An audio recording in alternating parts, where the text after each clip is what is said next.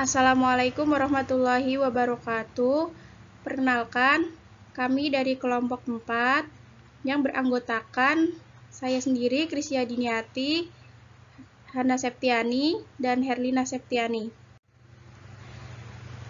Kami akan mempresentasikan tentang audit persediaan. Audit persediaan adalah kegiatan dalam sebuah perusahaan untuk memeriksa dan mencatat inventari yang dimiliki perusahaan tersebut dengan menggunakan suatu prosedur yang telah ditentukan. Pengelolaan dapat meliputi pencatatan yang baik dan akurat sesuai dengan kebutuhannya. Biasanya pemeriksaan persediaan merupakan fungsi manajerial yang sangat penting, karena pemeriksaan atas persediaan ini banyak melibatkan investasi rupiah dan pengaruh efektivitas dan efisiensi kegiatan perusahaan. Persediaan, selanjutnya pengertian persediaan. Sekumpulan barang jadi atau bahan baku produksi yang dimiliki perusahaan.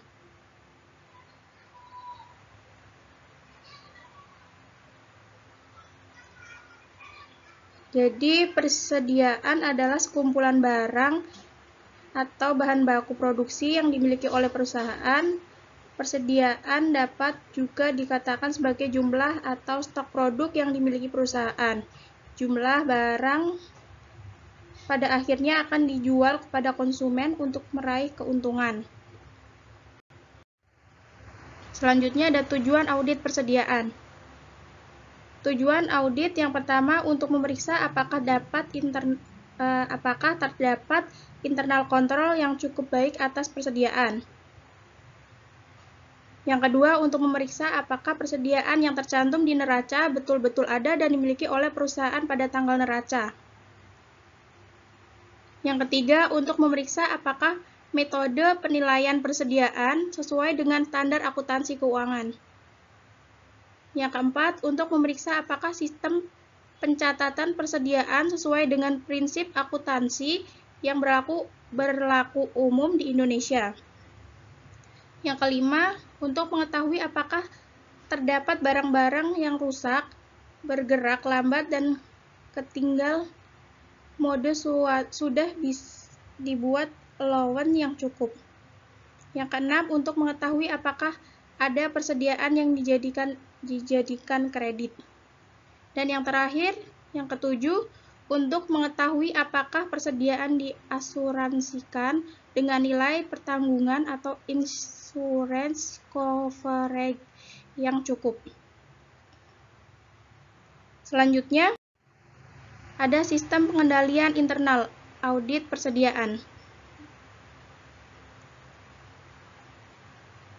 Di sini ada perhitungan fisik yang harus dilakukan setiap tahun, karena dengan cara itu suatu perusahaan dapat mengetahui secara pasti jumlah persediaan yang ada.